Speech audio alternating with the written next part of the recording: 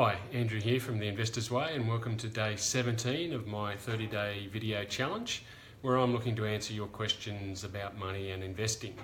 And do me a favour, like the videos, share them with your friends, and make sure you leave me a comment. Let me know if the videos are helping you in any way, and if you've got a question, leave them in the comment box as well. And today's question comes from Erica, and Erica asks, should she pay off a debt or start saving? Which should she do first?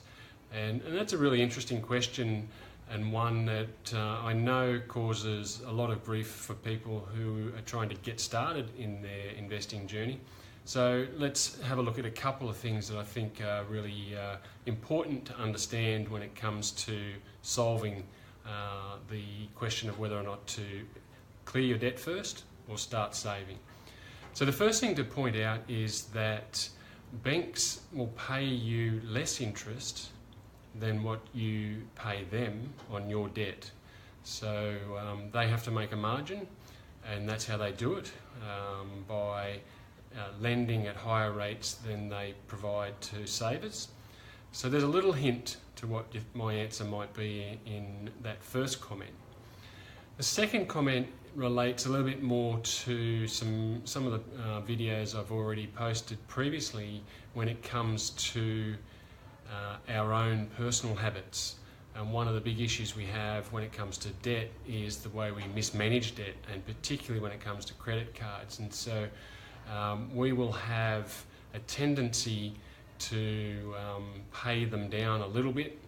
And then when we free up a bit of space on the card, we think, great, I've got some space, I'm going to go and buy that new pair of shoes or whatever it might be that you've always wanted, or you actually want in that split moment. And so we make some emotional buys, and before we know it, the credit card's full again and we have to start all over. So that mismanagement of the card is another factor that plays heavily in how I think you should manage the question of debts versus savings. And that is that I think, and this might surprise you, but what I'm going to say is you should do both.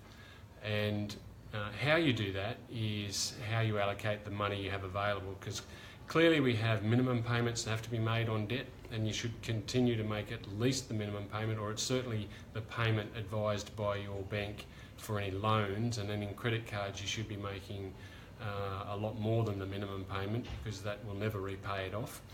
But if you've got some money to allocate, then I would suggest putting 67% of that money to repaying debt over and above any other minimum payments, and the remaining 33% to building up a savings account, or a wealth generator account, as I refer to it in my coaching program.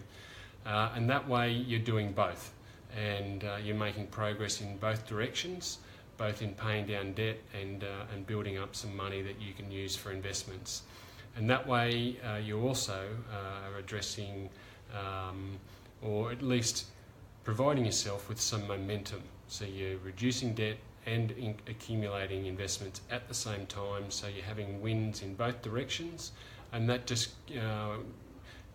accumulates the positive emotions that come from dealing with both sides of the equation. So short answer is do both, and as I said, allocate 67% to debt repayment and 33% to building up your investment account. And clearly when that debt has been repaid, or all your debts have been repaid, then you can put all of that available money into your wealth generator, which will certainly fast track your results. So I hope that answer helps, and I hope we can get some more questions like that one coming in over coming days.